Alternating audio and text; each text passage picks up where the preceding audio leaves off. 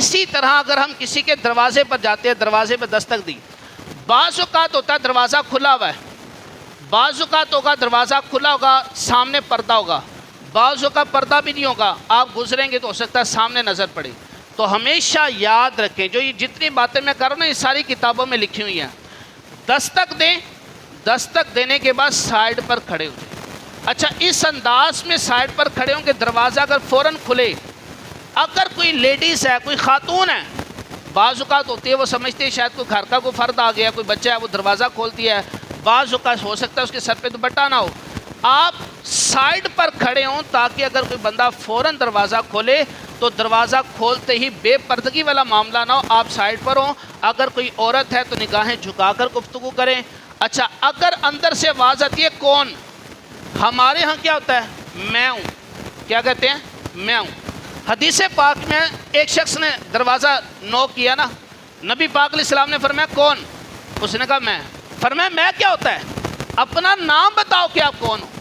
دروازے پر دستک کوئی اندر سے پوچھا کون، آپ بتائیں میں جناب فلاں میرا نام ہے،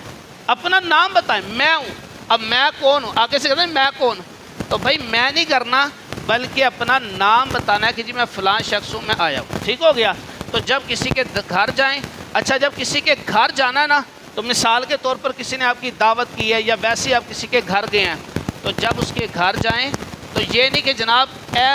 گملہ اتھے کیوں رکھیا ہے، اے ٹیبل اتھے کیوں لایا، اے صوفہ اتھے کیوں رکھیا ہے۔ فرمایا جب کسی کے گھر جاؤ تو ادب یہ ہے کہ خاموشی کے ساتھ بیٹھ جاؤ،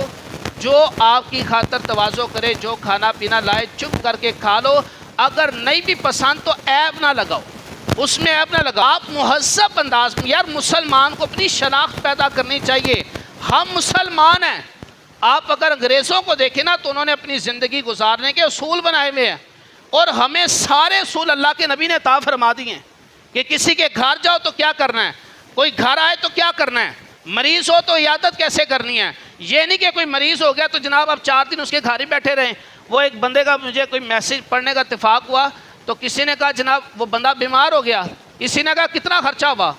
اس نے کہا جناب میرا نا 50,000 خرچہ ہو گیا۔ اس نے کہا اتنا زیادہ، انہوں نے کہا 20,000 تے ہوئے گا جڑا میں ڈاکٹروں نے دیتا ہے علاج واسطے، تے 30,000 ہوئے گا جڑے مہمان آندے رہنے دے کھواندا رہے۔